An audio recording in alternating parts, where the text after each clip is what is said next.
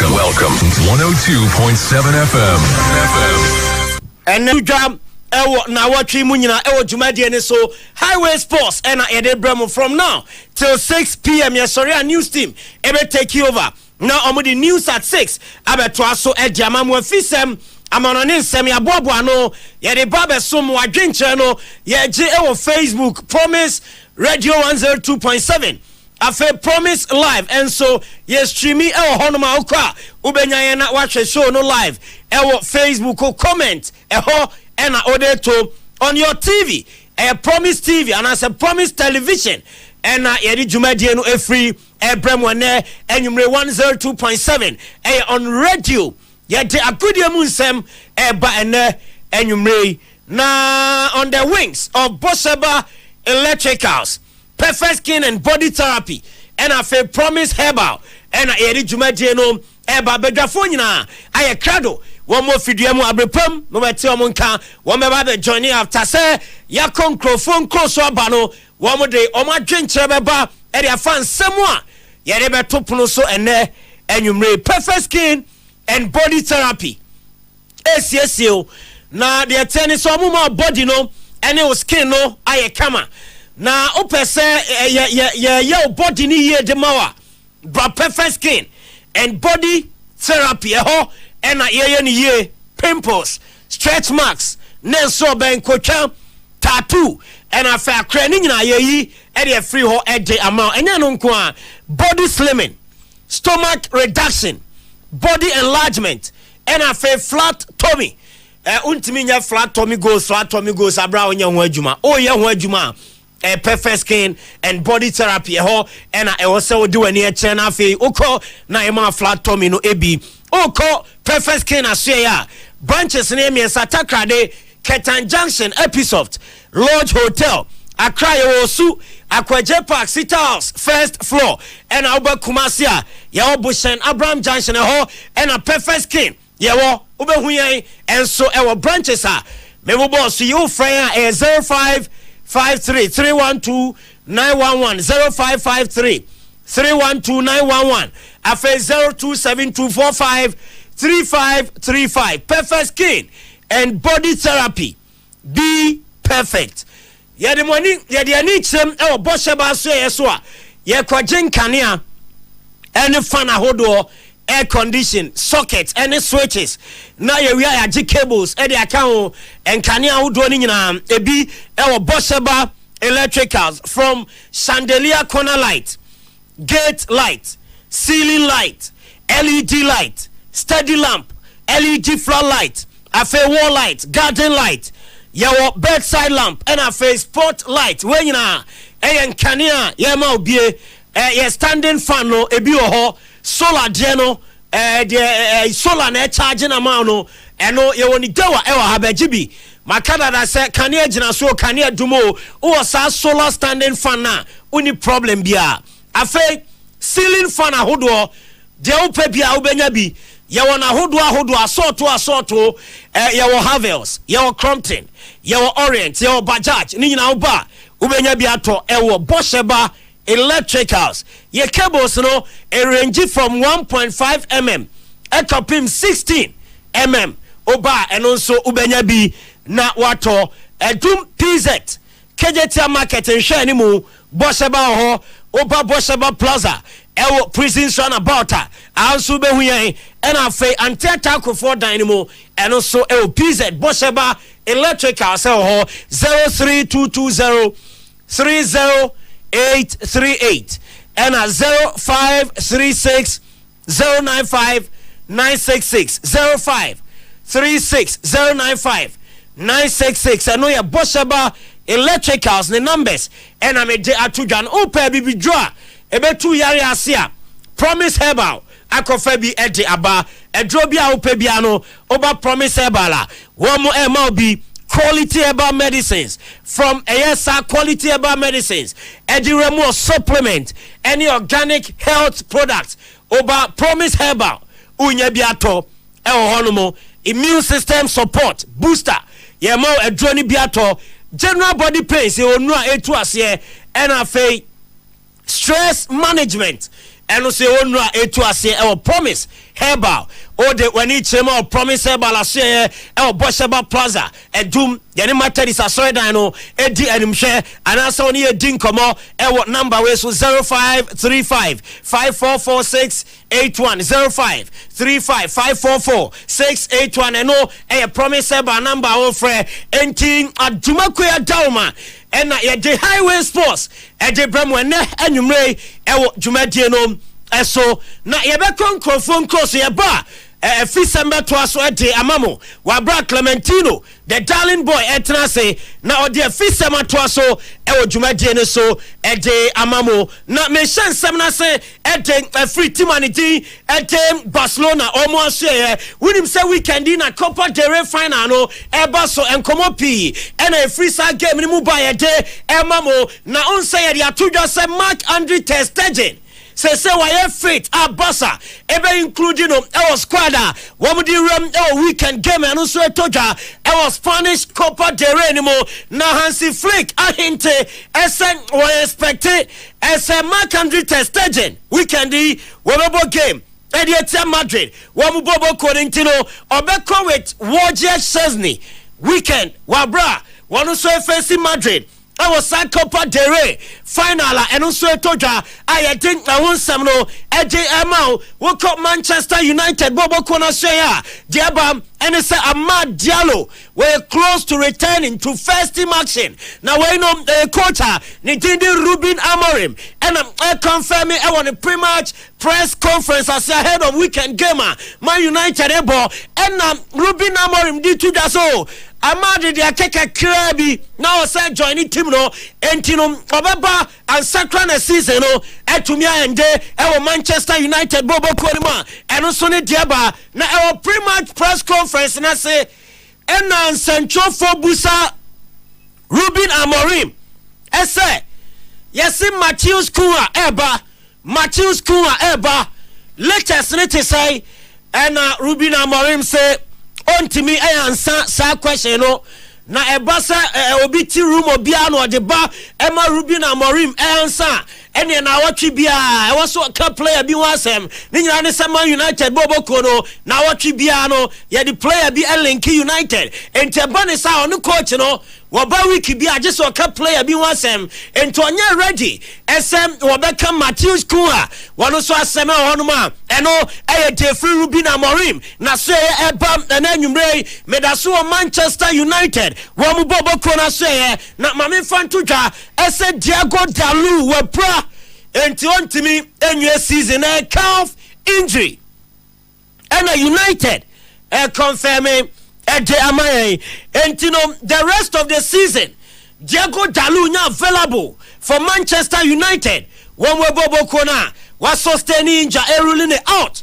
of the season a big blow at Man United one bobo kona no so free about demamo dwumadie so na orani dindi Carlo Ancelotti or big task ahead ninyina ne so dia tudwa so se person mo Copa del Rey one person mo league no edisi omo nan so agese one bomoden Barcelona games a omo ni omo bebo enti big game ba ko ba kwesi adai na maka wonsam dada de tienie I likely say Fede Valverde and na coach and Eddie Carlo Ancelotti everyone will right back nyame aduma kwesi ada against FC Barcelona and so say Fede Valverde ebo defense Copa del Rey final ni mo emane nyowawa na Fede Valverde na nkasa wakasa dia fa game no what they are to say this is our chance of revenge and Valverde say ebrewe ebra was say omuti omo editi abasa ni nyina ne say afi kwan abasa atino manager so say Sunday omusan abasa show mo dia na say ebe double blow at Madrid one way team no na o say say the revenge no accepted the amount until the Madrid team no also mo John baby na omo etumi e Real Madrid me ba chomo she Barca bobo konum Copa del Rey final and also eto dwa kwasiada ye de e ho nsem no e de amamo me Pep Guardiola na say Pep Guardiola area tuja e say no what can time and time again SS season when kwa and ye de jeje aye Man City bobo kona Wabeka se so mo FA Cup ne kra enya dia enough as overall assessment of Manchester City team no wonu Pep Guardiola beka se koye wo so mbetimi age FA Cup no na mo FA Cup ne kra Pep Guardiola se ba bi ogina na ogina ese Man City team no enya afi enya kra entina no ensem a Pep Guardiola wonu so di to good news ba Edman Man City ni nyina say Rodri back in training for Manchester City. Rodrigo Cascante Ballon d'Or winner we pra this season nyina nya dia wa kiki ball. Edman Man City omo bro fifi papa na yeso joining training City team no ni mu say obe return abebo ball kransana season no etumi akọ na wie ya good news bam Rodri na say ya de eno so nsem no Adiamo wabrekona mu ko Bayern Munich wo so say ya mamfantuja esema no nuya ene watimi atake part Bayern wo training session no na de atiane say wanya full training no ho part of team training no and we're joining Emmanuel Abibia Chese was returning in action. Ejama Bayern. Name on Bayern Munich confirming as a weekendi wabra. Womo so ebo ewo eye Bundesliga nimno eya Jonas Ubek. And I bet to me Adago post no more expected as a man no new ready for RB Leipzig game next week. And also to me Abaswa yede and also on Samno ede amount eye Jumete no eso wuko UEFA share woman now say ese semi-final games are Abaso UEFA Champions League next week and aside games neba one more a minute silent ede amount Pope Francisco when you baby call about 3 days ago and Nyanti say Pope Francis a film na UEFA say next week UEFA Champions League matches Barcelona a minute silent in all semi-final games omo Pope Francis na almost say Sajay omu no omo describing it say a beacon of hope for all humanity.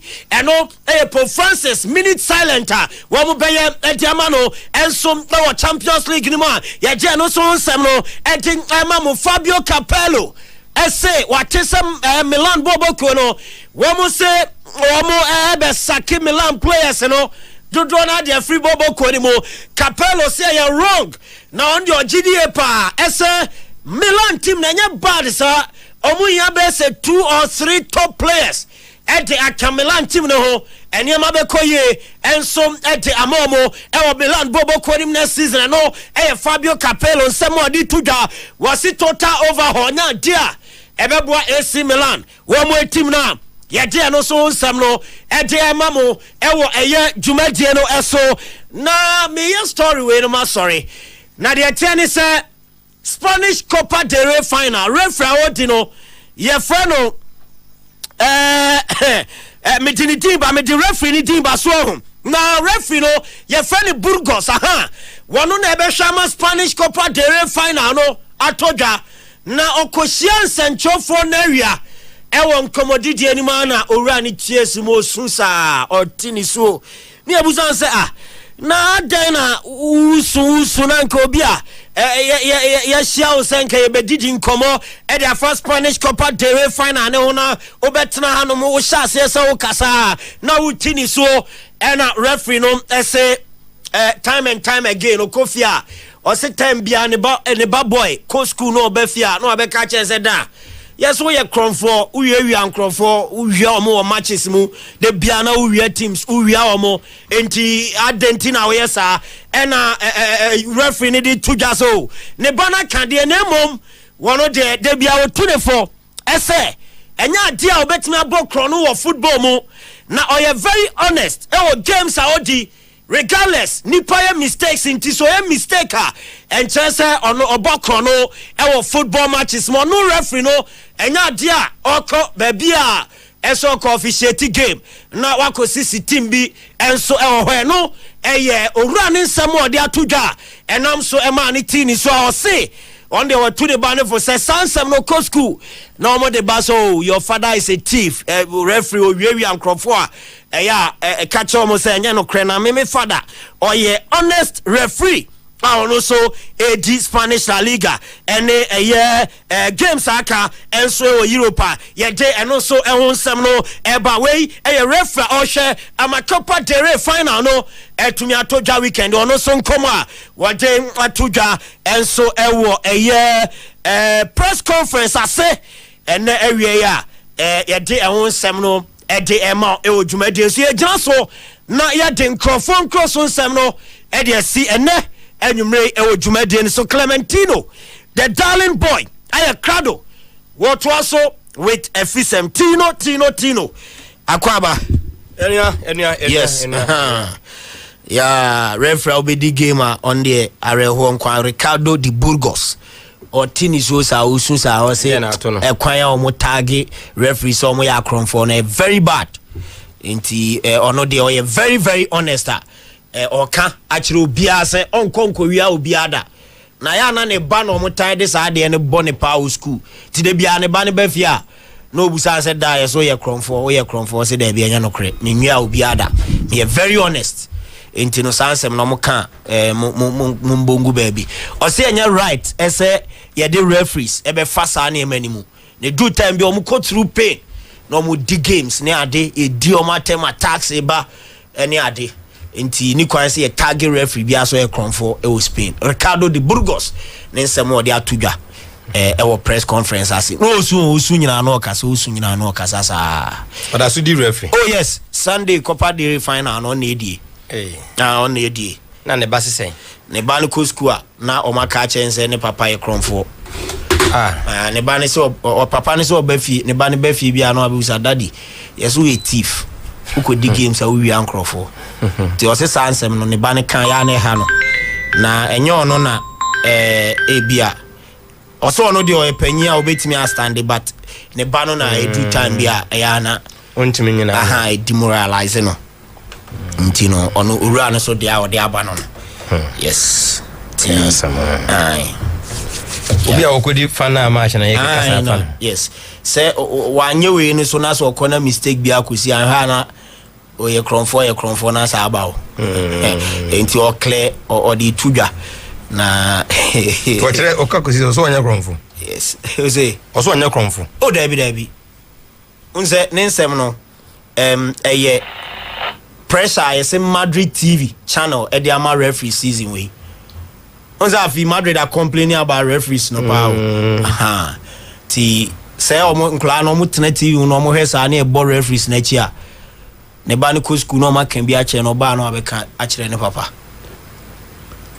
ti the referees ni so fam no ti na obetena say o cancel no ontimi control ni tears o tini so yes also no maintenance from to some extent because on the why penny yeah obetimi handle pressure na nkra no school mu na professional wa fa no ni sa ne man sa nyema we no tinkomutwa so anka beboa mu yeah especially so I could do fan a big game say na final here make a Sunday there be nyame admo yes Cantona prompt me Cantona monitor show no Saturday Cantona Benadia Cantona yes okay wa prompt me this year so Sunday Saturday nyame admo ochina na Copa del Rey final no baso second Cantona if free na nwumre ko nyina oni ani o David kwa da chama inchenyi na hot ndi dead radio say na chere mwana ose ye jire mwana na unyina ubede solo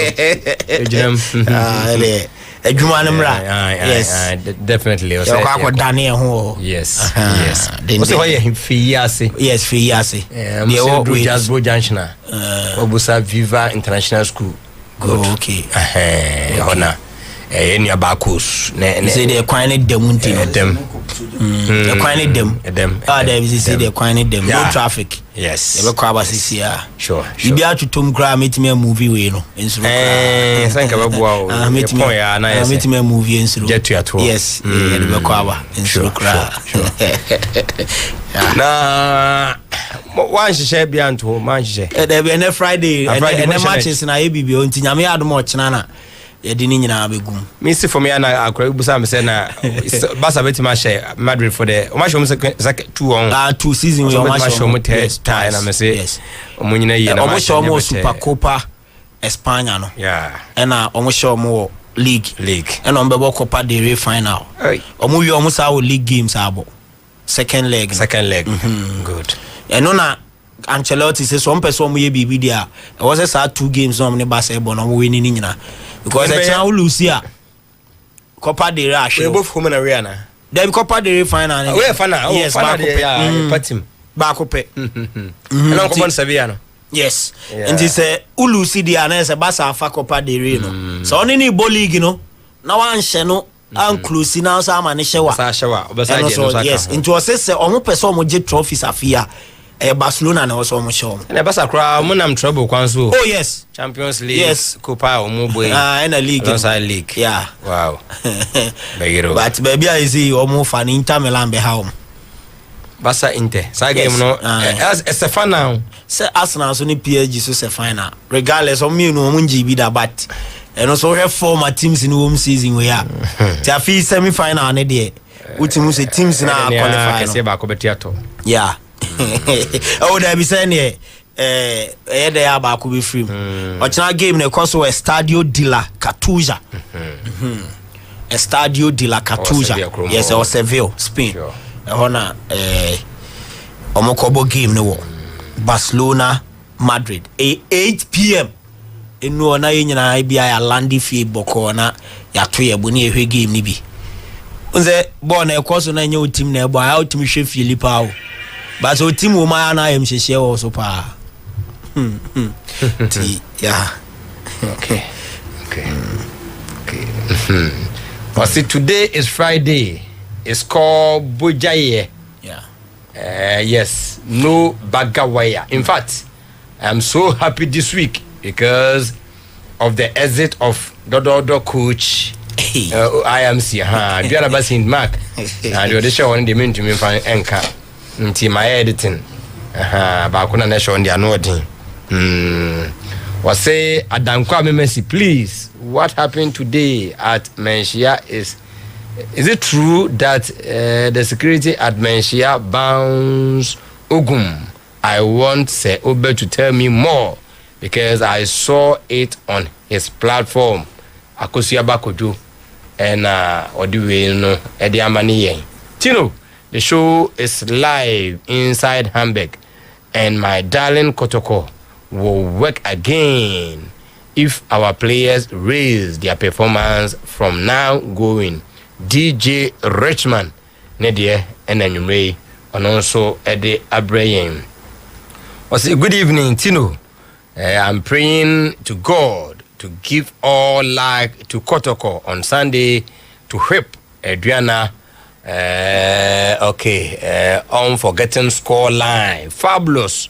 More day Emmanuel Owusu Boaten message. And Mede Amawon Mede Way Baba. Na yakoyenim was watching the show live at Ashtown. Good evening, Tino. I tip Kotoko Sporting Club to beat Adriana FC come Sunday. Nedie no. I'm watching you live from Abidjan, Bassam. We at a Prince the message and you mean Grand Bassam. Okay. And also share dear no. Eddie Efree. I see. Okay. Yao Abunkuma, don't edit my message again. No, you today is Friday. Then about a message, okay, idea. And I mean, Mike, you mean Mike, man, I'm quite Gumudia.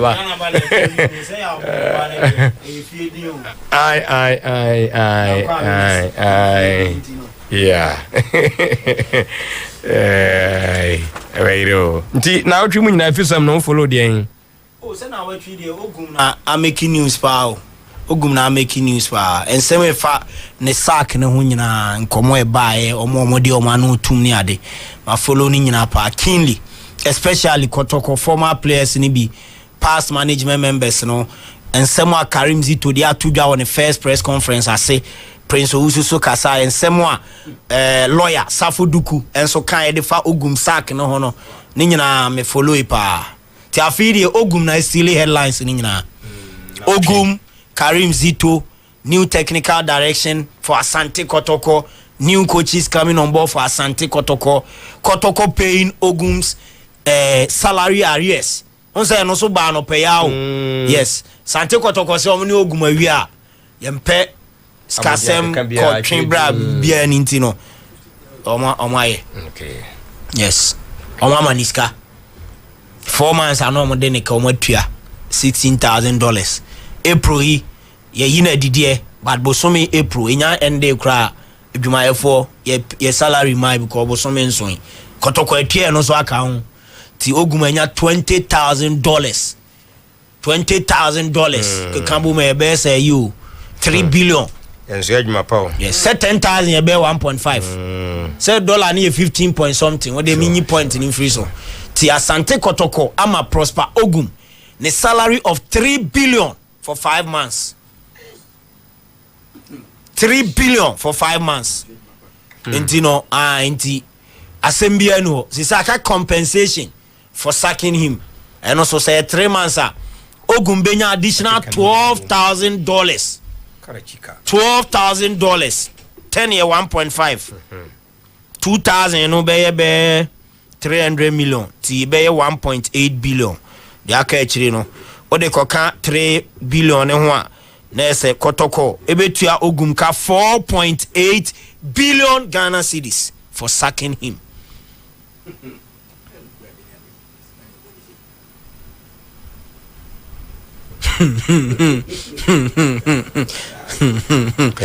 So what I say? Say 20,000 in there. If $5 ni 15 3 billion. And at 12,000 you say 1.8 billion. Ti okani nyina aboma 4.8 billion. Akwana kasa no se maboka gu. Na se enso hwa aka omo aye no fa omo de no kran keka ho ayifo no. Omo so kwaji omo de no. Omo de ende se ya na kabia na ho de a. Aha omo de ende a na nkitingiti bi. Ya nkitingiti. Omo ba. Omo ba no so no. Se zito de o se ne di mu anu oba. Obeje. Onya na sa akwa obeje. Obeje de. Ba ya show se zito de ne be duru Ogum de no. O da bi. Eno de one de aye o da busuan ne de. Zito se o man CDs obeje. O da bra on ko de onko dollars cry. CDs obeje. Yeah. Yes, but just that tebe kosro. Oh yeah. The entire person mo geni dollars ni tino metiasi o. Se ye twa mo ka in CDs a. Scanner ebe quote in CDs na ya na nkrofo yam hye omo. But ye bonny dollars a. Ya na nkrofo fan so we normal. Imagine say now ebusumi bi ema prosper Ogum $4,000. Now the enka ye dollars ni quote ni Ghana cedis a. Obi beka say eh ade de enko na busumi bi ayetam be say close to close to 1 billion the ama coach. What I say? Ntino you quote ni cedis ya na so pa by in dollars ye fanis Tino kadi Asante Kotoko Bobby. Omo Bobby. Obesa pam obesa de kakra so abeka won. Oh yes. Some players here. Players here Ogum de buy. Especially second round bi mu okra hu share down hu omo. Manisa ba ko bi pa woko. Ani mu ho no. Say ada no pia kra ni pia. Ono say dia ho be ja ni tem quantum kra. Wa won timi sa meje ball mfanko. Sounds ne du kwala. Ana Isaac Menta. Bra ono ana o kai. Azikire me gwen be azikire na sa nenye bad kakra na. Bra something dey me. But on say Tino on say to some extent on Ogum ko. But e kwan na Ogum ejina ne principles so ese omoma players no ma kwa omoba no enye trials ma technical team ne hwe no to some extent oni Ogum be ya adwin di entire o yesa so because na trials ni here any pre no because nka trials dia say nka be hunu say na binom emfa but say on say debut because Duku ne ba no a past name out the oyene that our Premier League nim na na dey assess no but nanya the oyene current what I say aha ntino say coach say bra na be na me hwa sa training grounds we be show glimpses kakra but the Duku training grounds what say na ye boni din gidigidi sa ho and on say second round is a sign of players you know coach ni can be there but na management ni so wumpa no munjai bibia fancy coach ni sa even though coach ni na or three players or penny adeno. In the case of Kwame Poku, Samson Eduku, and Isaac Menta, on say me assure some management, you know, and I recommend them our coach, you know. Until then, you know, na it take his decision, no. So what I say, players are coaching it to you know, to be trials. I bet more better trials. Saka down over trials. There be. But when we play so much, almost say, but in do baby or say the foul. Sometimes what Tioguma see the entire no yes, I name away now. Cause our three players and almost have foul. No, Kwame Poku na a show glimpses of Bogos Yana. Yes, yeah, there no so Pascal Ena or Statier and I didn't article. And the microphone echo Papa Eugene Adu Poku. Is that an article? Isaac Mentakra mean so a pro so or a fit to. Samson Eduku na no yeso mo de ne bai emfa na no yaso sa emfa first day me ko kan no so nko mo be yeme na me jaye na ndabi no so born ya bobi da na bibia nfa unze supporters here sometimes what ti o ma say but who can say the ohun na enya wrong akoto player no about 1 2 3 matches. So show glimpses so baby bia but on show bibia na e kan adentina was na favorite position or bone de man ne boy me busamo me nim say hono ya de ne body bia obobo na no de jinji na hono de ne bo say ne mo check ma me bia na nye ho but say your ball arrowhead na bia ye shift to right side of attacker say Kwampoku be wa bobi ho abetamo return on bobi ho adentina omo de still na ye wogidi omo na o de do ba ho no ma Isaac Mentana no bi om de ne ba so ma ne bon tenten no a kakra ntino adeno fa na bi emfa fa na emfa no mo science is 2 years and 2.5 years 2.5 kakra was mercy please Friday dear no advice, read it as it is, no editing. Tell us what we want to hear. Kosiaba once again in the Frempon Vinegar was watching you guys live from Dubai. Kotoko will win on Sunday. Tino, what advice will you give to Ogum and those who overhype him to this point of getting sacked? Michael Ajimendria. Clementino, you see why I say he is the Dodo coach. Me say men can know where me demenka was the coach Ogum has really caused financial loss to Asante Kotoko. I don't know why I say no nyamona mai. Ono na why or say Eduku Awuchi and Minta. Okay. Ochame kusi Asante and Co. And I could see Ubia Canadian. Mona Mobo. Chairman Zoho. When each chairman will wobble on Aja. When as I can't Timunya, chairman, why? But the mercy, please. Where is Uibo or Fernando after all the Eba? Kosiaba. Oh, Fernando, one answer, sir. Yes, last game, no boy. I wasn't home. Oh, yeah. Yeah. Last game, no boy. Boy. Yeah. Yeah, management didn't recommend any player to the coach. Please, Emmanuel Usu Boaten. Good, Nedia, no. Not just okay. Dear Tia, no. Yamrai, na Yantuaso from this side. Na before sir, Metiafa Kotokono.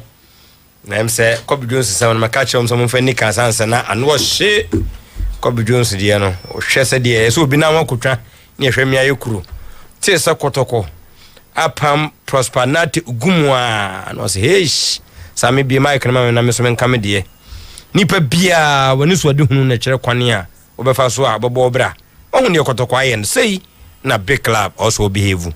Lepebiano, when you said you check first ball brush. That is how big clubs behave. Team Kasibias annoy. Oh, you're whining when the results are not going. Yabapamo. Says Kala when you said you check first ball brush. That is how big clubs behave. Team Kasibias annoy. Oh, you're whining when the results are not going. Yabapamo. Says Kala and Shlotti. Madrid Vonka said this season crown room you didn't. Last season one year champions. Then 1 year. Oba Champions League saying 2 said. That is how big teams behave. They are no natural direction, but you are because Madrid know what that they know is win. Barcelona last season, Xavi Hernandez masa. I want Pablo. I don't want to flick by. Yes, football they are not coaching. Coach between Fatima players near average. No transform more. A big players. A good players. Coaching. Initial one when you are there. But indeed, if you work your sword, then you have to make good use of. Then you should make good use of it. Get the best out of them. Baby. But when you sit and you think, say, you should make do with what you have, make the best out of. United Nations because they had an intention to win the league. From day one, no for some league. Because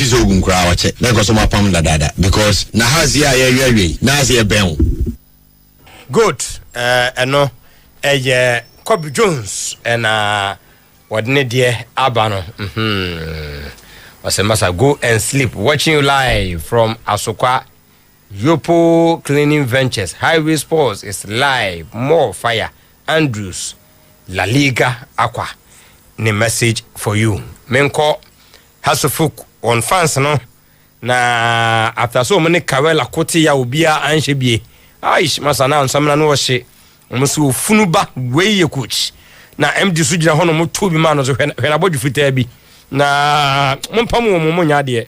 Funuba weye coach ni na ejina o na baji.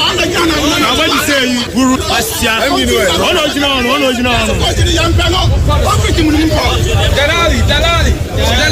Dalali support us here. Only Dalali. Ya be coach no. Ya be coach no.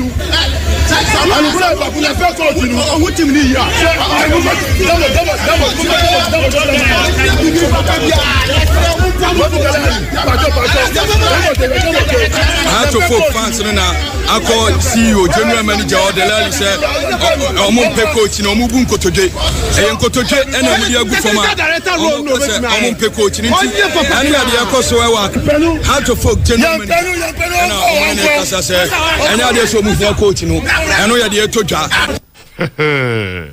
has folk supporters ebra omo ne Kawela Kote ye no ene gya no motoma MD no mato e dia ma coach yentie Ajimambadu Spirito Zaza na ose so person will leave your past Gloria say ya kotokone has de bia one prepare nketo no be prepare na fi mo be san ho esa value no be the same. So person will live on past glory. Now person be prepare and now person will be wana value no it will still be the same. No obia na niebra owo a lot of niemo wananim no obesan ho akọ. Na mostly things that can say no is still living a past glory because we have the supporting base, you know. That they are Asante Kotoko, the Red Devils who crap preba near my home branesa obebu league na wie. Those na ejana fwaji near ha obia never say die until the boss are rotten. So the past glory now and I live on and I for Philly say maturity was some artist maturity and what akwa ye friend mediama maturity e wo be ko friend be come Chelsea maturity e wo Abankesi o say ye friend Nation FC maturity wo kondo ye friend Heart of Lions so we na me person me after 3 or 4 years ne ha na me person team do this is the kind of players here me person me fa this how recruitment ya me coach ya me here ni scouting team ya me here ni nti o ye preparation ni drive na who live a past gloria we didn't be no but first day didn't when we know who say oh say quite a higher team media. Also, Biama, and that is exactly what is happening to our traditional clubs now. Log or not, or money was wrong. We are still living a past story, and that is the problem Hassan Kotoko are having. So, Boni Kunanim and Yamasa generation now, you will know, okay, check a cab, no be taking off. You will not get it easy. The generation is changing. You need to catch up with the generation now, better. Until with past glory, they will not have them. They need to catch up, Hasufo and Asante Kotoko. Ajima Bedu and Martin and Kano. Afe Yungra Kumase Asante Kotoko. Na imeti the black president Safu Demfi after say Omosaki Ogumuno. No see yes. Maybe a near boy born no koni die. Enya crowd. Na ono di no hu se time na so Omosaki no kra na time na olusu be 4 to aso. Baby, I born no con and necro. At the end of the anchor, some will lose format is no crown and can also. But because of the Kodoko Jumana, they were Usiba, you know. Now I said they were 2 for a dear Jumanaman and Tina Ubia and Jimmy and Tina was there. Yes, I support on Nanyama Kuyi. But still support Manema Kuyi Kaka, but they were a citizen a problem. You're born no Kuyi Kra, you're born no and Kuyi Kra because football there, Yabubi. At least coach will dressing room and the problem about and he cannot control changes coach a problem in the media or quite a problem a group is now your bebano any league not a miko knockout to me and no cry but then can you be in our boy no born and yet you no born and yet and I said me that day on back let's never out to animals because who game without the midfield no more, no, we are no victory. Attack a grass, it's amazing. And there are problem. We a black president, Safo Jemfi. Na former RCC chairman, or Ben Satre. That's one to mean Kasesa Ken. A bad, and I say a good or bad decision. Ono dear, who say in football, Sanyama Winano, is he coach Bukra to Major League na a bon nazitu. Make us say a good or bad decision because in football, a normal way woman is coaches can win the league all right, but at the end of the day, many can sit down with the coach and say they want to say goodbye to the coach. Intermediate football now, the who say a risk involved a coach is inside and so when the going becomes tough, then normal or coach or the first point of and Sana, even the players will come. Ultimately, America said a normal Koye Kotoko and a Bassa manager and also the monarchy of extra baby problem. And now where solve on first. And normally they look at the technical head before any other person. The players know when maybe they get another successor, a coach or Baba succeed, then Obana's a particular player no performance. And then a player will also follow. To make them when they say no man the team not taking these decisions into make us say the only aspect I may need the time and I make us say the way your coach or Baby team I be hold fort and now new players need that I feel also by access team player to use no selection crown on and off crans and on the first 11. See make us say Kotoko supporters now see but good not just say any near eba na obidwa wo no bia nyankwan ama Simba Ture nijia wo wura mu no me hu bi da was wo ni otisi apam ogum no nijia bi wura mu no bi nsi da ni nyina ne se Kotoko nye ordinary team Kotoko no obi azu dia eyabusua. I was very happy to hear that because Kotoko enye ordinary team. Kotoko enye obidia is family. You alone you can't control Kotoko. Only one people cannot control Kotoko. As coach you have to listen to people because before you join Kotoko, some people they know the history of Kotoko before you. It's very big club. It's not small club. So when you are coach, sometimes you have to listen to people. You have to listen to some old person who have experience in the team. You alone you can't do whatever you want to do because Kotoko when you come to Asek Mimosa. It's decision together. They are going together. Fine, you are a coach. You are taking your decision in the field, but you can't take decision outside the field. You want to control everything now. I was very happy because sometimes when you listen to supporters, some of the management, they are not happy. So I was very happy for that. They will take the right decision and I think the team will go back again. Morino Kramu Pamno, Unya de Papa, team, they want the result. If the results are not coming, they will sack you, my friend. Okay. Young Koi, na young Kotie, lawyer, Safuduku, a bra, na onen central for share, and na or Casa Afa Cynthia, Omopam Ugum say, Oman shall see ye, Nimum, Umbe Umbeda, Sokra. Now recently, as I signed, no moon say, Akonya no no. You would recall that at the beginning of the season, things were a bit difficult for us. But in the course of time, we put all the pieces together, and then things began to shape up to the extent that for some weeks we were occupying the top spots in the ongoing Ghana Premier League. However, in recent times, you will agree with me that things have turned the other way once more. And in the course of engagements and discussion with the technical team, we realized that they had done all they could, except that things were just not shaping up, and the team kept on dwindling.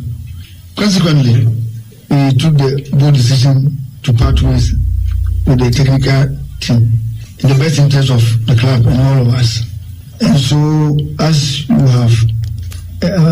are aware, the technical team is no more in charge of the club. Obviously, we have to bring in other equally experienced hands. And before that, let me say that Coach Dr. Prosper Ogun and his team were not sacked because of incompetence, but because things were just not going well with them. For some weeks, we were occupying the top spots in the ongoing Ghana Premier League. However, in recent times, you agree with me that things have turned the other way once more. And in the course of engagements and discussion with the technical team, we realized that they had done all they could, except that things were just not shaping up, and the team kept on dwindling. Consequently, we took the bold decision to part ways with the technical team in the best interest of the club and all of us. And so, as you are aware, the technical team is no more in charge of the club. Obviously, we will have to bring in other equally experienced hands. And before that, let me say that. Okay. Lawyer, I'm so by way back could be a moment in Casana.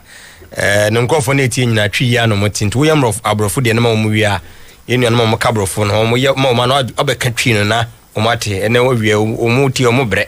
So country at Museum. Name cook a ten and a tree. As I have in Cobintia, I met 10 and a tree. I don't be a McCoy Arabi, Omuna Brofo, make catch you Muna for them. Say, hey, I dimujina has a Muna Mopadia, can some more Cheremo. Lawyer Tia and Sana, Omonto and Kayim, I been more brepa.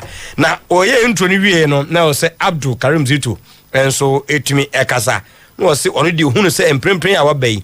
Players Omuniana as a coach, Omuniano as father, as friend. Now also above from low to their level. This time it's not coaching they needed. We don't need coaching. They need me to be their father. They need me to be their friends, and they need me as they are. I have to come low to their level to get what I wanted. Because playing matches and you don't win, if it's time to go, you can't go out. If somebody sees you standing somewhere, he might even frame you are waiting for a girlfriend. There's a lot of problems. So I think we are going to use both knowledge, the psychological point of coaching, and then the main sections. Coaching is not only on the follow coaching, that is why I advise the younger coaches, so they should take on psychology. So they should do it because it will help you a lot. It helps me when I was playing the you have 60 years to go to retirement. 60 years, 60. How much does a footballer have? 29 half of your 60 and retirement for the coach in Africa, for that matter, Ghana. So we made them understand all these things. When you talk about sex, I can educate you when to take sex, when to go in for sex during games, when not to, what I say, and the effect in future. All these things is in there. So we have to let them know. I say, Mom, we need not getting kitchen.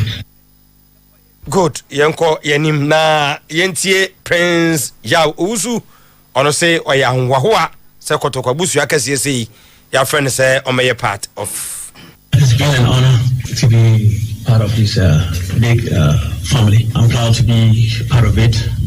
And I'm here to help the situation now, to elevate the team from the situation that they're in now to a higher level.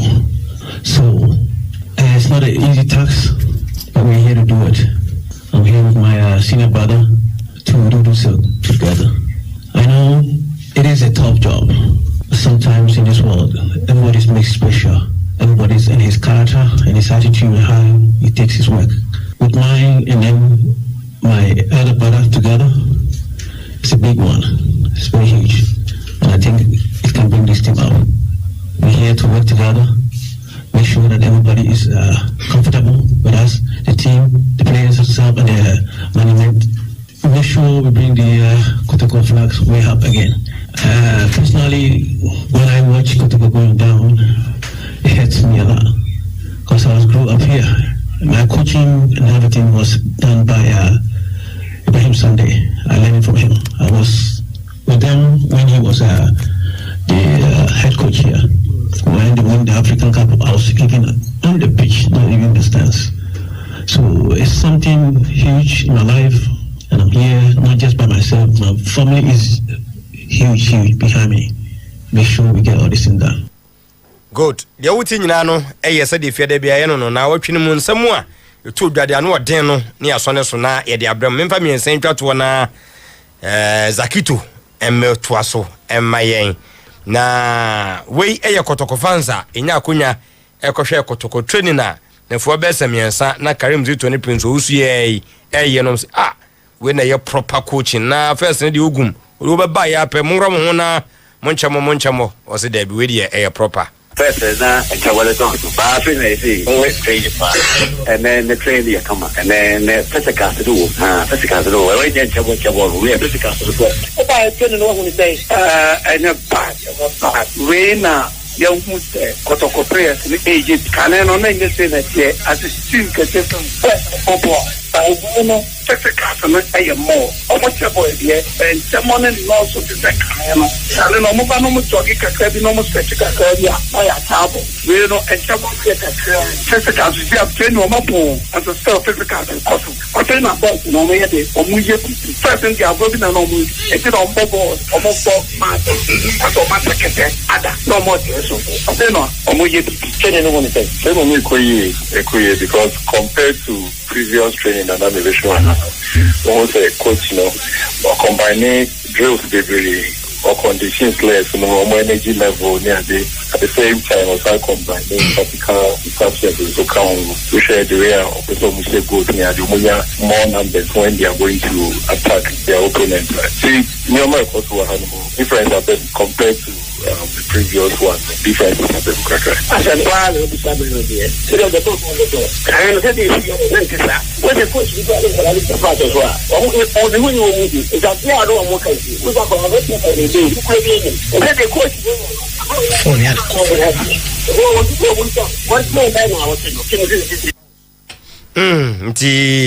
About to say, yeah, na coach, a friend said, Zitum's a casa we want it. That you will say in a dark anche, was on my ten and now, what the answer dear children day, and you nipa bibini, make us a bruni, nipa bibini. T. Young colleague leaders, champion, a bloody, assistant coach, Edema, a bien go stars, and airball supporters, Nabaso, Kasaka Crafa, Vision Game One, or more airball, Yamiadma weekend. And I support Nasi or support on the Taichi. Say the next game a vision game now. Yeah, at Go Stars it take match after match. This year we see any Vision FC Sunday come Sunday no. They are prepared now for and say they call all out for 3 maximum points. I football and I think positive. Vision for the first one I move so no boy and I as we call so your home ground but winning mentality be say call home and away cry making sure say 3 maximum points we be a league do this year and say call all out say person league say match be a Colombian say making sure say 3 maximum points has taken 18 edge league edge no the pressure be about the Tarika team so team no performance not picking I make say pressure be near so now words of encouragement mum na from other side no more free encourage say meeting ya be yes we may team ye say yes shas ye bon match after match tani e pese ye dey call end ni tinu before be any kasa but ye may team ye because ye ka 6 or 5 matches nim say points no difference no 2 and I did that top no and match like Kakawa 21 points it make sure say you go all out until say you don't really we are not going to rest. Now watching him some ya net doso menkofa Ibrahim Tanku anyas Mediama head coach ne dia nemfantwa to na obo young apostles nyame ade ochene ya owia woso ni nso atre no ehyefu jim okeka wenyina bomu a league no Mediama so gia eyeye.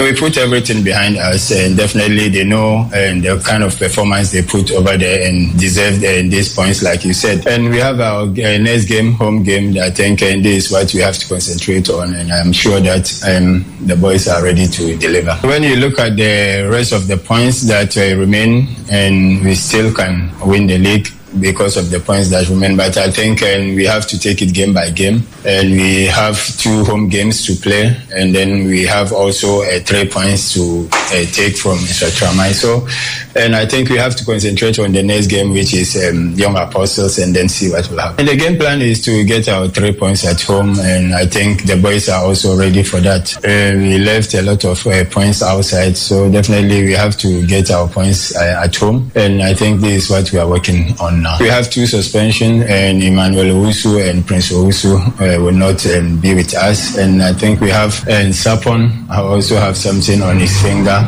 and we have Babel who is under malaria treatment. So I think we will miss 4 or 5 of our players, but I think the rest who are here definitely will do the job for us.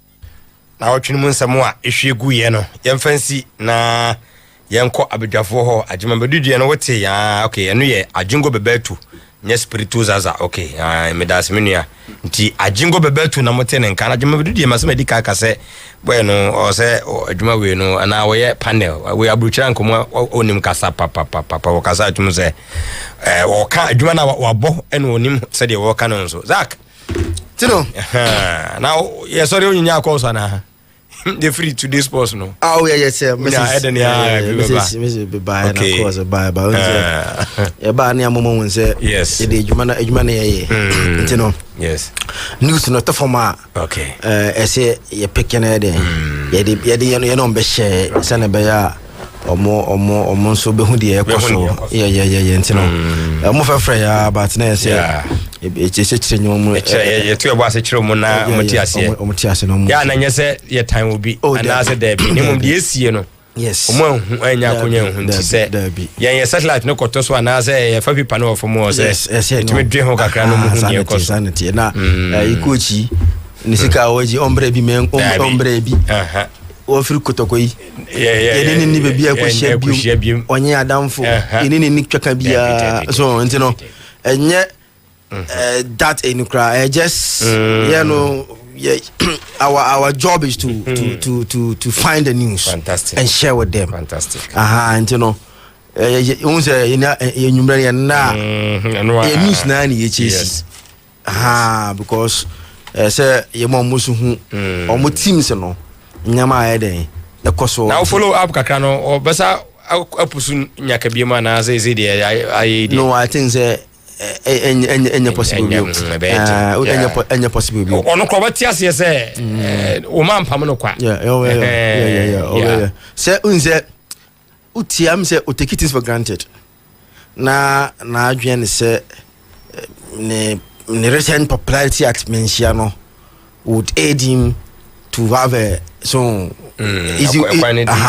easy way, but man said there be no the only people are multimedia preferential treatment when we are some bubukuna but Menchia even ministers ni MPs ni no bakura monfa omofa enye osori ya no afrese me ban newu omutimi a book appointment no some weeks ahead because so ne schedules no enye easy to get it no yen sore prekopen come nje say I want to go and see ohene da bi yen ne sa but aya na team no because idea that asantema kuma so ntino at any point in time bia mo ayede ti no mo say mo hwe akire enfa mo hene no sa mo ko ha because say BCS am ko ba mane. So when you are going there munya professional statement because you have to go and report certain issues and send be ya ohene so be there e be solve sa issues no nja mo dey say mo ko ha ye don fa back door so na makuro ho na makwa dem kwa ye ba nya sa de a na make no MPs ni wan na when they are going to mention almost all preoccupation mu go true a bit be be 1 month no ope appointment no indru so but kotoko na ebusu na mo sum ni nti unya akonya and to ohonko ade a mu ko ye no say e ma fa itru so yes na makwa ko hu no so kai sa ade no aha ntinam say eno na biti ni kakra yeah o say na and make say na advice no because some of them na say ko hu better say sa opportunities na onyan because no head coach and I think say the relationship with an happen so and amwa because if you say a do stage be I say you are sometimes say you jimi edinya de ope and you know nanka obia you find a way to nanka you call the IMC chairman we dey nka yes bibia ma genius na asopam but we dey send ye call ya na dey adwuma share nse no we dey nka mesre wanka lead me na me nkoda ohini ase for that great opportunity odama me sama be serve so nanka I'm sure say na penke say even possible football mu oni no asem mimpa tino o friend say ya me also bet I reject it say wenya that any say me frel upon bibia no I'm sure some ko lead no say mat odi enka no so nanka we lead nanka awako yi na me ka say o yaw me hu ne madwin mu me hu ne say ha o yaw say kwani a o say na me ka say nanka ne saken kwa no nko osre o mo say nko benya nka season nwi nka but ha no mo so hebe bia ko no na mo security guys no question wo busa no na penkra wa hen and the first that was the first thing the security guys asked him na penkra wa hen and the answer no me so say and the ma almost hu say da bi say me hu no na sisi ampo me nim bia owo enu yo uni me bia owo say obi anka wona na nka mu yadwuma so na ebia enti no ne answer no so ma say da bi enti ya no mo say da bi de o sanka ya say e kran ka wetuma so me we de nana nka me ba beda na se bison nanka ni o ma hwese ni ba se sai mu ya na kra wo ken okay ya no ne ba ne bo say da SPB o wa and nipa na wo kana asem no na penkra no na yedi euro di team na shenensa so onhwe so mfa ma no so when you ube portray be say one no so answer na obi a you fast bia no say bia answer na o ma ya say there's a problem between you and the person na unu mipa you ready to man so onhwe so mfa ma no e o problem there you better dey akwa euro so kwakwachi no Zach enkwani I think say anye but so ogum have to take a lot of clue from the second camera to Kotoko, you know, both the first one and the second one. Say, you know, be I remember, Chroma say, you go for okay, Ogumeba, second time, yeah, say, yeah, mamma, you may be see first time, and if he said, the right decision, go for no more justice, and for them, you know. Oh, I'm fire, and was on fire, and I'm one link here to end and now, dear, 17. I'm fire, but I'm sure said now we have indicated on one who said it wasn't like saying it'll be time, but we were telling them the truth, and the circumstances that he left, no, Tinona, Bano was going to be problematic.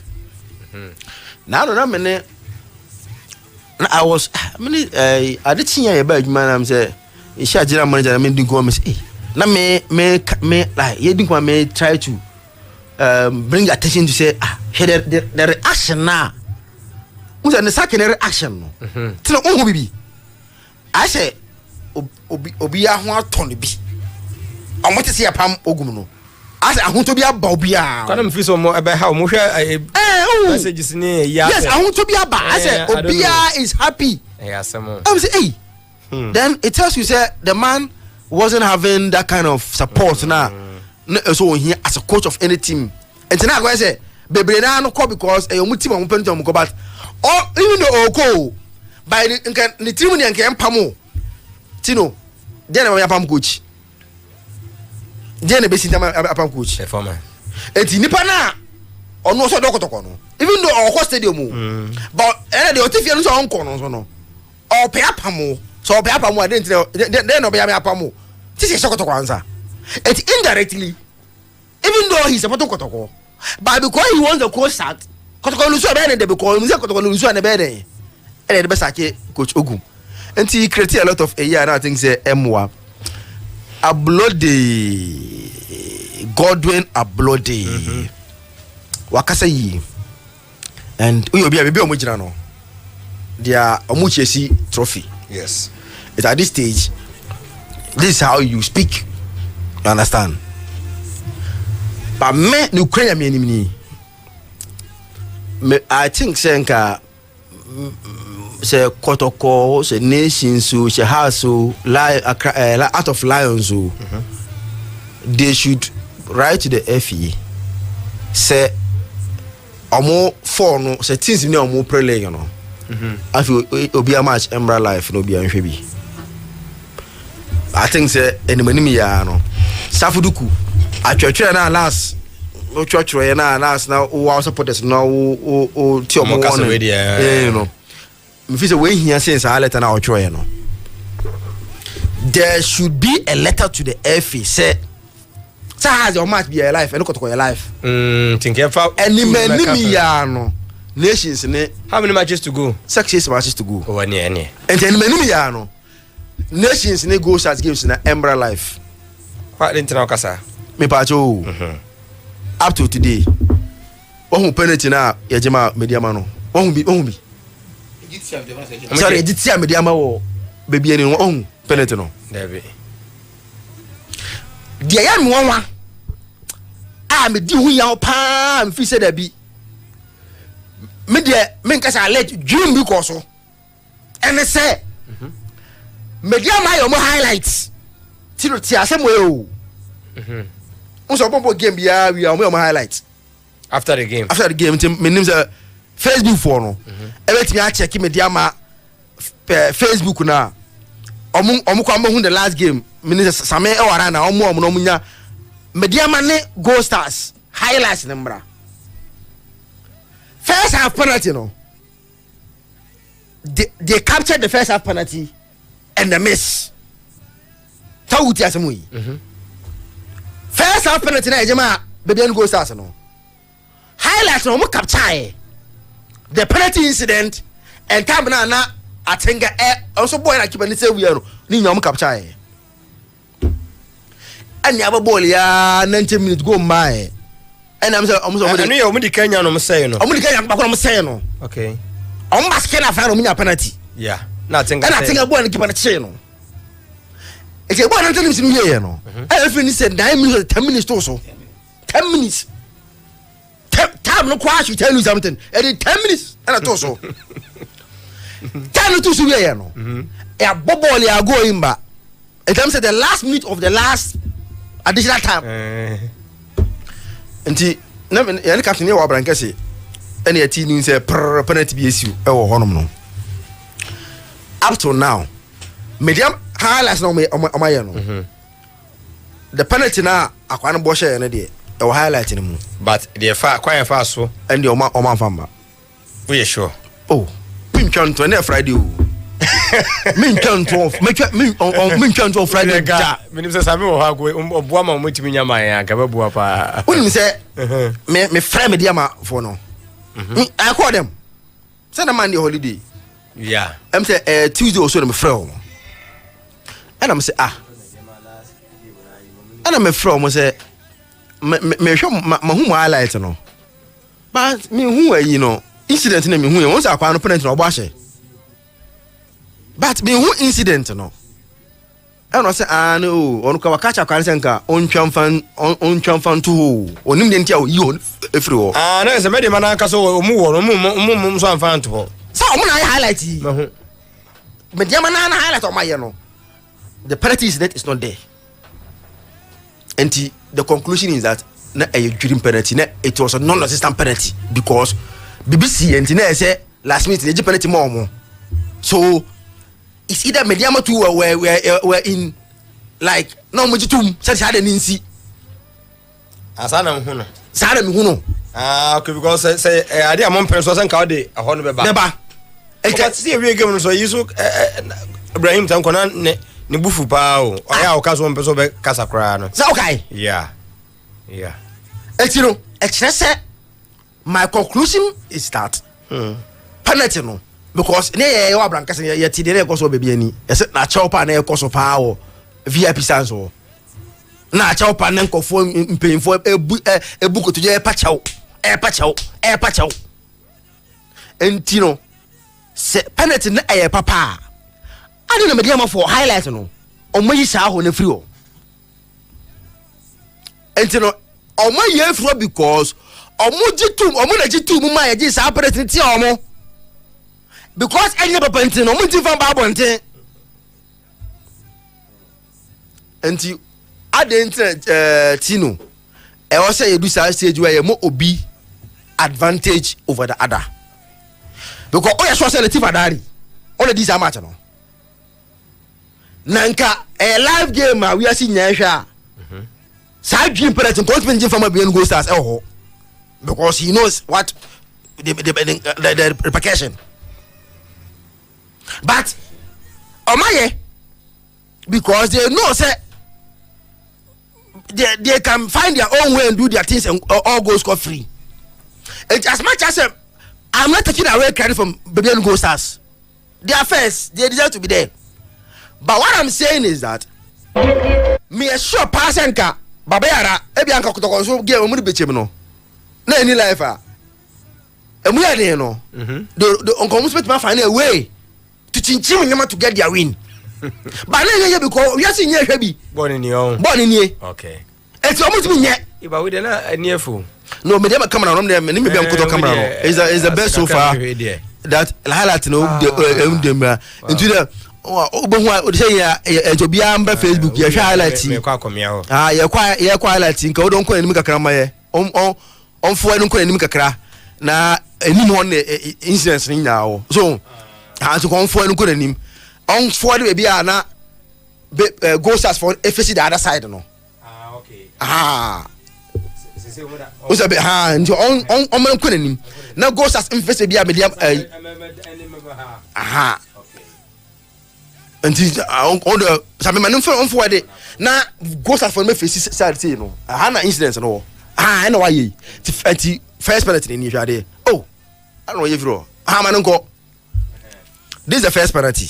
Oji also highlight that captain kama o pass ma na anti adari pair penalty anti me dey mo say akwana tackle ko e anti anti dey say and dey minti on confirm wa say bi anti the first one ni oboy na keeper na che no anti omo odie e dasui obi am be hwe Facebook o so mo yi the incident na bae okay. Now the next penalty mediama for na twa yo omo an twa bae wo de nya minam ye twa omo an twa bae ti e hwe omo nya free kick akwa born panyan na nam nchen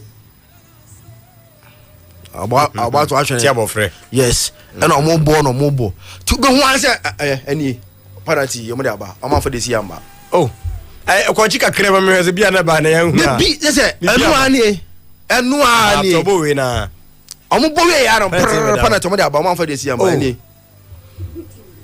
it's a dream pa penalty de jima omo a ade media ma na omo so anja ntuma we no am no say one side nkwa o omo jitu bi say anya penalty nti omo na ejiti omo anya sa e den ana sa instant na amba the first one no ma capture ade na 90 plus 9 minutes penalty in your man capture Adé na one capture. Etino media me feel say enimu ya no kotoko. If they want fairness, omunchon come every for say now this na omu say nya omu nya pre league no. Obi a match Emra life. Okay. Because as much as they are playing well and doing their perform no, me sure say me kai na no dey see and we all hear Tanko how he was angry. The buff after the game. So ko ka obenya asem. Yes, okay. So ko ka obenya asem nti on ka. Penalty na ejima be go sas ni ntia. And he say that is there's no fairness. Say me ke ebianka kotoko ni bechem. Na enya life ah. Emu ya dey no. Come so be fan. They will find a way and also get a win and go. Assess you so. Yeah, how they assess you so to me yet. Okay. It will be say up to now. Science that enyam by any day. I think say kotoko should take action. Show me every phone say every na ekoi. Obia try to contest 6 matches na aka no. Obia the umbrella event be mbo Saturday a. Na be mbo Sunday. Ni nyina anya live. At least anya live no capture ni nyina. Akomia. Over. Yes, I may not like some of the comments being run by Kotoko supporters with regards to Ogum sacking. Okay. But 100% I agree with the sacking. Say Ogum was given enough time to perform or to right the wrongs. And I want him na Kotoko Pamo. I want me person Jutum say Ogum na krasa a person when you disappointed say Kotoko sacking. Person Jutum sir. Okay. And it's OTO2 for our point and answer no kind. Akose me say mo mano akonya na ono amfa players e betimi abo. So mo bana omutimi ba na 20 years kra. Na anko yi na magema ade. Se wantimi amwa na mapon no. Kotoko ma chance first season. You know the result Kotoko nya no say after Kotoko ntimi anyi league the result Kotoko nya no say some of the players were not killing themselves. Some of the players were not serious, and for that team no a total read and sake about 20 or so players every team no. And a jaw coach as I can say it only happens to Ogum and some few coaches who has opportunity no, because in most cases a team every year no more coaches ne so far near jaw kwan by way there it was the other way around. Kotoko a support to coach no. And I'm pamo players. And the team knows now call first sika. As I do call market. As I call top players are they see those players over here Ghana standard already made. They can hit the ground running and all the mobile be team no. Team no struggle in the first one. At the point in time Kotoko lose 4 matches to us. All the water records are Kotoko ST no breaking records ST on water records a lot. Ghana football mu. And now under the tutelage of coach Ogum. As you know, say baby obedu ye na Kotoko. I take decisions to let him go. Now we're disappointed that me come surprised at him. That's why because I want to believe who say Odu coach to no fuse Kotoko and a lot of good.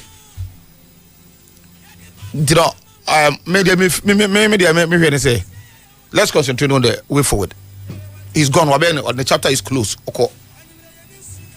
This is almost statistics. I see 20,000 call. 12,000 I can follow later. At the end of the day, Kotoko supporter want to see Kotoko winning. And how Kotoko to Ogumka. I hope we are getting that point. But to be honest, Coach Ogum non concotancy or not as a person. Now or also answer and look back. Now on her near ma uncle ye. Oh no Juma Diemu. Now on her do bit my in the next adventure. Because as a coach, Debiano, another coach, another team will come on board. You see, from Asante Kotoko, yes, we will be a house, be medium, be any other team. So, the uncles you as Asante Kotoko. First instinct, or second instinct, wow. Ntina brabo anytime bia na so de wa o pastor you know. We used to know as a mirror the hwe. Okay, now the writing him a lot of things has been said about him. Maybe one of the would need the opportunity to come on radio to maybe explain himself. But he knows, say be no cry, he knows. Then you let go. And human endeavor happens like that. Maybe I could be a wasem. You know me, I will treat every Asante Kotoko supporter, any football fan say the next thing no, any the new chapter Asante Kotoko are open in Coach Karim Zito and then Prince Usu. They also they on board. Can I make us say if you go Anka League, you know, Anka my close chapter na Asante Kotoko because of how me body language, especially after Omni Nations game, you know. You could clearly see say they were throwing their hands in despair. Or who say I feel we didn't do no there. You see, but Zito had a renew energy abba. Wakansem. And I say he's trying to give it a go. 18 points. And he wants to take that 18 points together with the FA Cup. Who's an Akotoko first? Some can double. Who's a double no? Nansena Nekano article. To the Zito Sandy back. He will need the support from the Kotoko fans. Madika Aka said, and Emma Anko ye Amazito or the last 6 or added 2 games on the FA Cup Kanwa. Me blame so much because of we normally see say in football, coach Eba midway. Now in most cases, no, and on the top players, no, you don't call preseason. You said I'm too much. I'm afraid. I am sure. And my prayer is that the Kojito Epesebo at least one make say my glimpses of what debate might happen next year. And to be over Marcus okay. So ban tema. What I say, Uncle Obi with my say. Sanko back now said the unexpected happens, sir. I had a tanker director ship position, no. Man for train and a paramedic baby say communications officer say omo ever advertise for a new coach. But I don't know the season. No, I will take charge the head coach position now. Could you to go back and tanker director? No. But when the unexpected happens, a devil's advocate and me tree. And here tanker director no crown the same kind of supporter. Say or because they could you to the training now one I almost because yes, Roma Dabraka. Because it is 6 matches, no. You know, I'm fat. You see the point? And then because I say, a fat day, I send you, hallelujah. And then because all my glimpses of me hope, no. I don't because a farm because on one now. Coach, you know. Yes. And that you know what you know, I can say, no. Say, until me pie bonus, all my that glimpses of what a bit will happen next year. And only says one man for 18 points in the crown. Utim say, oh my challenge be to whoever ever win the league, you know. And now watch the league, you know. To that challenge, I say, okay, Anka, Oban Teman could be able to be a thing. But some could see not the other side, you know, the opposite you could see. Minimum how many years I could see to assign contract with Asante Kotoko. But come on, say any Kotoko supporters ever saw the catch say. They be performance and shouldn't be. Tanker director na the coach come and I'm far. Tanker director na be den. Supporters was omo money agent omo some pay man. Na niema emfa. Because at this point in time when the team spirit is down, when the confidence is down, na ube raise it they are caught into we need time to wait. Or anya time bia na waka say obe psyche players no. Oba ya na no. Oba da ben Monday, Tuesday. The next weekend Obo League. Oh, then they're not going. And we need time to wait. We need luxury. As a be straight to the Obo League, the following Obo FA Cup. We say. So it might not be the fault. Say I'm far, but in Zambia waka, and then maybe a wahua or dear to Jano. I'm on for be taken by the West. Illegal Kotoko presses to 9 over the Anka Media and Kawedi you do move baby and so on the pressure command. Asam no na kan. Yes, maybe obeda obefa team ne die. Thank you offer. I tell me say, you take you by west. What sama wakan? Ba no so ya west say in situation here. One sama wakan no. Of answer the nyame adom yejuma ye no. We are different from ordinary supporter or no the any football. I want to see Kotoko winning. Kotoko supporter be to on tia say Kotoko lose match o. And you know, you know bear with them. Even though you may not support that stance, but you bear with them. Now, yeah, they are caught. But I'm only praying for Coach Zito say, okay, Enfa, Enema Enfa mano, Kotoko Jubano na form, Kotoko Jubano adding. But obey here the support from Kotoko supporters, the management and whoever our matter to make things happen. Offer league to do some pension ya. Since time immemorial now, it drew her. Ubia or kind of fast or the fast win in the dodge and the vessel was saving home from a relegation. As you chromo, a young champions as a man cost a young champion cost war. Nina a journey to the Okoji League, and I said the Oria is even of okay. Oh, yeah, and you know, many Zach. Ever agree to some extent, say, and the serious nation be a football nation be a league as I bring.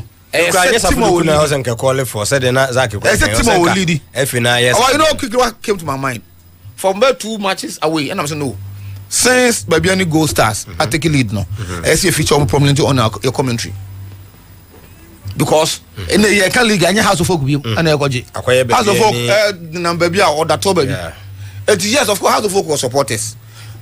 As I don't go supporters. The other than I did baby and some can be all one. I said, I'm on for who the air cost. What I say? I don't know. Yana, if any organizing league, you know, at all promise, no. You sat down to see that and make a presentation war. And Benford him said, this is how I want to do it. And then Benford who said me make sense. I don't get too more. As you know, say, yeah, Matt be aqua. First, baby, I can imagine, baby. Diana Coso, Babian Go Stars in Mediama, Babian and your penalty about Asano, no, my report. By now, at least if 5 minutes commentary, Crana, it shows say, and they are leading, and I say highlight them. And of course, I don't know, I say will be trained if you know, I won't say, Babian Go Stars games, any Nations games, any Heart of Lion games, Kotoko games, I say, but TV so. You see the point? To start like House of Folk, you better relegate. Because House of Folk, maybe I'm one games no more bono. Oh, come back. Mean you see the point. But Ghana now, I say a Kotoko house, you know. But we more thing. No, mathematically, if because I think possible, but there's a possibility that Mediama must be to House is ahead of Mediama by 1 point. House of 42 points. Oh, Mediama 41 points. I don't know but 15 points and they're fighting for. What I say? Yes. See, you're right, but you're talking about possibilities here. You cannot, right? Me, from first one, and I'm declaring House of Folk. The House of Folk this year ain't come about the league. What the performance, no? Me kind from first one. They are changing. Me kind because as my House of Folk move deeply. I've spoken to our top men at House of Folk, and I'm who or my the bar this year league. And I'm who the kind of recruitment on the players on the buy. And I'm who coach is not there. And you know, House of Folk will not win the this year's league. And you know, yes, I don't make you know, there's that kick, you know. Maybe yes, so through yeah, you know, maybe I let him for no more league, you know, I'm going to say, some yes, I did. Say, Obi, if fuck when it's not the G League now, that's all the advantage. And you're on the photo. And you're on the photo. Because I say, baby, cause war, baby, every club organ, I be an opportunity, baby. And now, my baby, one way or the other. A crime of us, G League, who said no. It's a team match of convenience. Won't you kind of guess it that? And so, you need to be sick, Ghana had a club be organ, baby. But at the end of the year, you better not test any man also. Proactiveness is very important, very key. See, the organizers of the league, you know, say, "Na, a wapayo, say a refuse, and nabi no my dad." Nobody can tell. You see the point? At the point in time, Mama Muji League, you know, I want to focus. No, come more. I can also, I say, I say, your first young any TV sponsor, I can say, sponsor an interest, and it's open to the has become the supporters. Yeah, they be. But the next, the Gold Stars match, people want to watch it because Omu say, Omu coaches so yeah, Kotoko want the Gold Stars to fall for them to win. No mako. And interest in the call. You want Nations game. I don't know if I Nations Arsenal. They know say almost win your home that top. And we also air you know, all game no, air you know. There were one jubilation, almost jubilation, Kotoko. But the next was that Omne that top. Until last minute, they penalty. Some penalty Nabano. Now why silent? At the end of something for a follow, maybe I didn't call. But at one will be a catch as a team of trap, blood on our issue. Why must we do this? But you know, I don't know, bro, high and Crawford, our league, no show, Monsano. I said they are not up to that, you know, and I say. They are just not there. Maybe I should put it. But over seriously, baby, a league yakwa die there. So be signed baby any Gold Stars one. Especially for which nations. They say 2 points separate you know. Nations can do that. But if you talk to baby any for almost still and they think it's nations shouldn't be much of a problem to them. Hey, sir. I'm sure Kotoko no more. Me, I'm not Kotoko points no so 6 points and I 2. What I say? Usro to that. Yes. Also be any Gold Stars omo didn't come about omo Kotoko game. Omo biggest problem is say omo playing against these big two teams. Oh baby any. Omo team show omo. Kotoko has no team show omo. And omo every say if we are able to win this and get this, and if we get draw against Kotoko, what I say?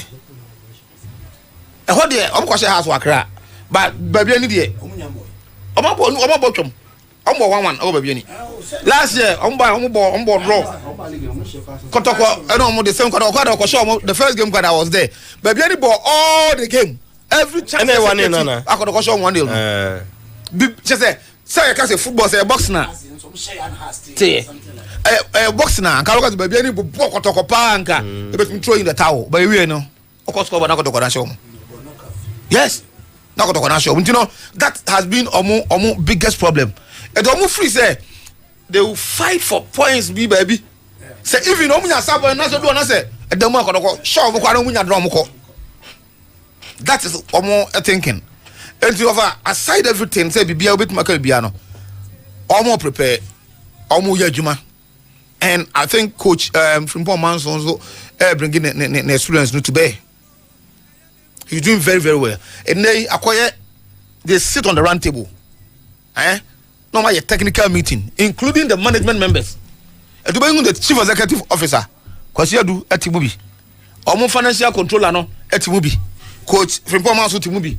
Among all those who matter, because who say I want to major league, you know. And don't deploy every tactics be a Ghana football. Or be as we and also the league, you know.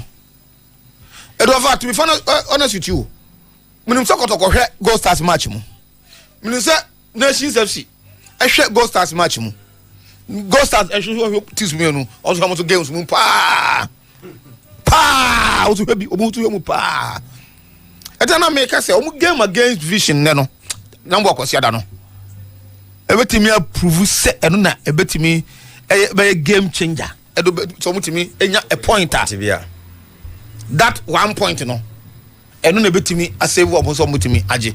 Because they feel say as it stands on war 6 games, about 2 home matches. And can say 3 so tell the taro omodia. And you know, almost 2 home matches. One is against Vision. The next game, you know, is against Chelsea. Last but one. Now on final game. Oh baby any. To baby any Gold Stars. Senior. On the quiet, omo prepare ceremonial, you know. e ko be fa so ezina ama Kosito de na obeka no be free say the another twist aba what else obet me is another thing e go supporters mo anu paibom okay na ye hwe the teams no so weekend the results no the ultimate me the aba eno ebe ma yetimi akol the league no whether for baby any anase ese etwen but we 1 point of I'll call the league for them by Monday. I mean, call senior on Fabi and Sosana and Fakos no kakra. Na we na me de man akwaba. Lipebiano, when you ready home. Check when first ball brush. That is how big clubs behave. Team Kesibia Sanoy. Oh yeah, when the results are not going. Yepamo. Say Kala Ancelotti. Madrid Franca said this season crowd home you Mbapam.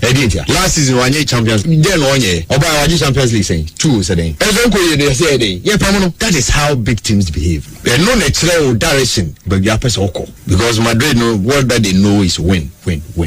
Barcelona last season Xavi Hernandez masa amapam I don't go for hands flick by yes football they no any coach bit me frat team players near average no transform more a big players a good players coaching initial one when you dey help but indeed if you watch your son now fit better there then you have to make good use of what you to say now the way then you should make good use of it, get the best out of them. Now so nyama me permit sanka timi nyadwuma okay baby obi anon yasem but when you sit and you think say obey adwuma there you should make do with what you have, make the best out of kotoko every season yazi omopam team ni yazi dey so alcofa United Nations because they had an intention to win the league from day one no person the league me refuse ogun kra wa che na ko so mapam dada because na hazi ya na hazi ya ben senior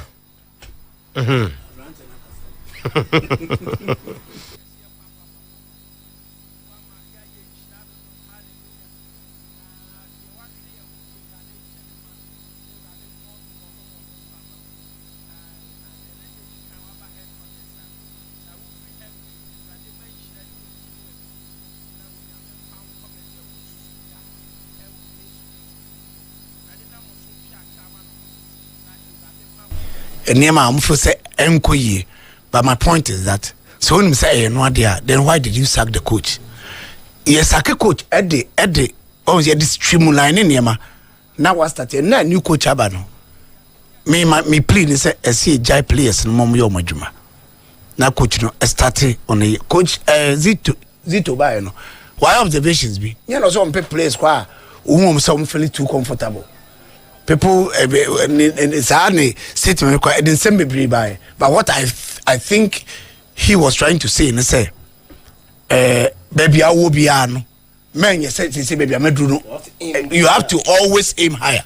There are some names of person canon, and me and I took time to digest into that, and I feel say I see amount of time. I'm telling you, bro. Senior coach na changina kakotoko.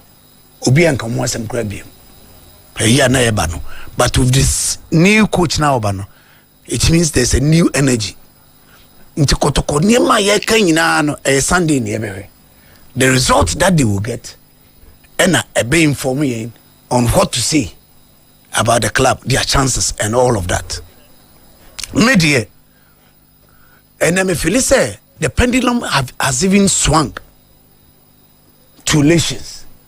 Omo da ye papa omo tie hwe weekend matches na ekoso vision meboa oni gold stars nebo kotoko anyway aduana obi anim rivalry da ye wo mu se omo enti ya omo ntimi nche kotoko kuma se de ba obi anim rivalry no but do you know the team nations is playing Brekum points. And Ghana, yep, your league, we are say area, or the year, on yet threatened, but on many league, no, and no match near easy. Do you know why? They talk to each other.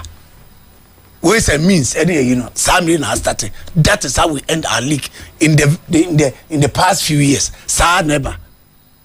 And to me, and then me can't see so say matches in the Emirates, nations, and now we be some I don't see because of the points that become Chelsea for almost the year relegation and threatened. But in vision, they are threatened, and even that, almost come first one. yetimi ka cho say I read so ye football no a opa wo de enye ye nyi say ye wi a ye so ye be hwe say ha no so meboa. That is how we do it. Ye ball no eno ka on ye ka say ball na say no ye be wi a ayisa permutations. But let's see. Zito at the new eba. Let us see how the energy will work. Now, as for the coach who is gone, he's gone. Says he don't train Sika. Mini Asimbia catch him near foot to be at the man. No way and say, yeah. Yes, say, Obaka could hear the retrospective analysis of the name of a say, nay, Papa Man or no enemy. And your bonuswa or your penny so be say, as I say, next time, minya chance be I have to do this or that. That's about it.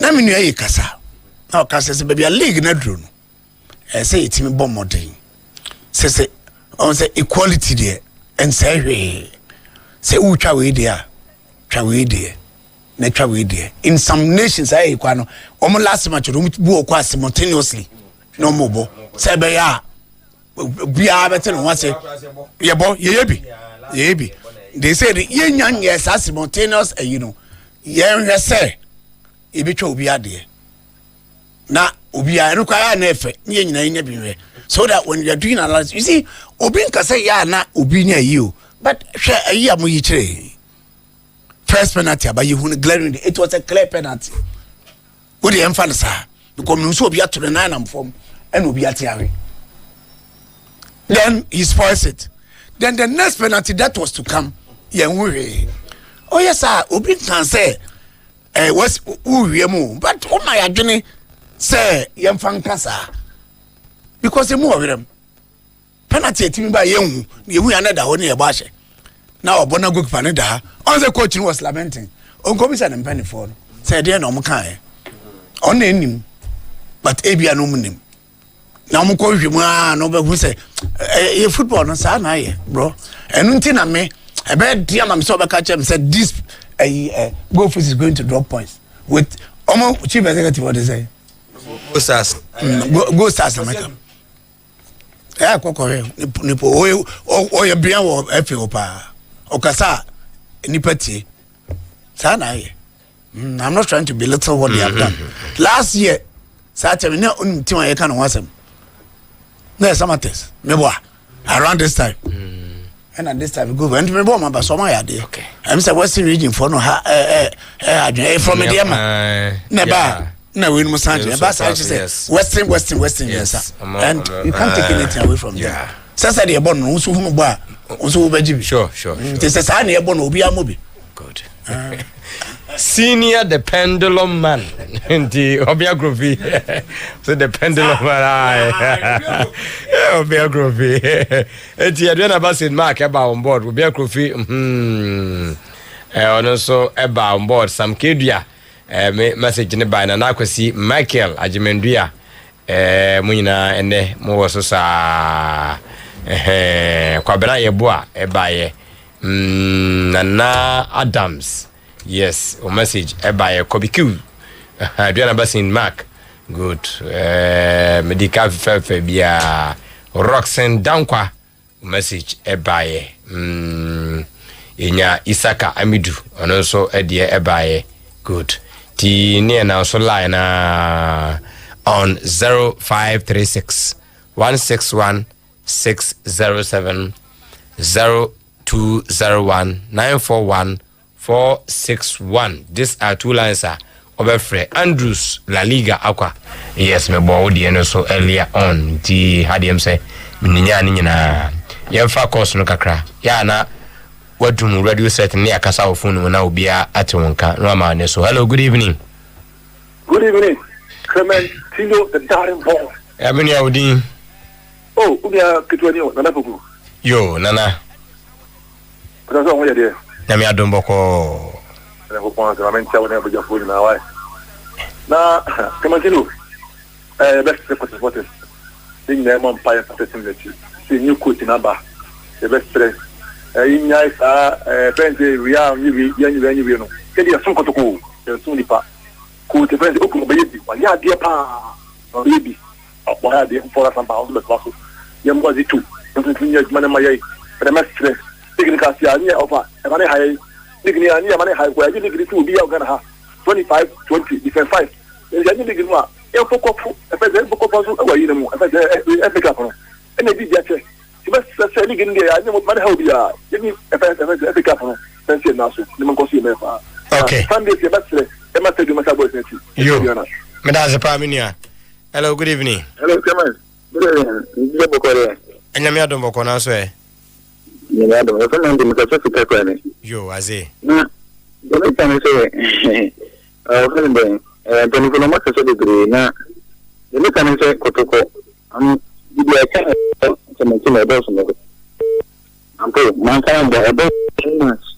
So, that's because you are more coachy. Like a 5 months and a soon and can open. Okay, I tell you, I don't get to cry, put it in the 3.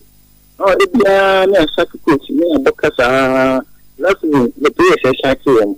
That's what we are so. What's up to praise? This guy is a man, it's what the colors you want to say, Carabin, or pending. Oh, so I want to go to the same thing. Now, the next year, as you say, much is not coming. Or so much is no. The booming in our town to pay. That much is not Gold Stars Kotoko. No missions, no games not coming. Coming now, it's not Jazz. Because Kotoko elbow, no moving match, Gold Stars moving the match. Missions moving the match. So, one I feel the more. Because one I want to choose from the other matches, then to me, in the professional league.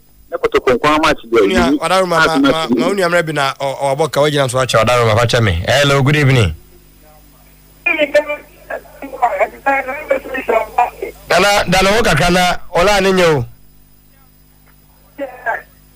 Hello.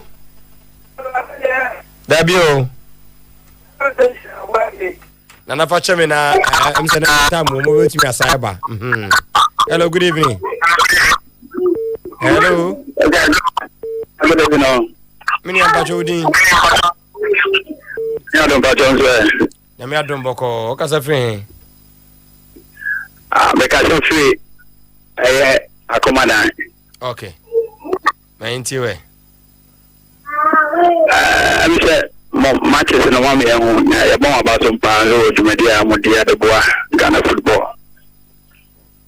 Na match na me say ya kan ho asem kakra kwaya baby any Gold Stars fans be share e pichim.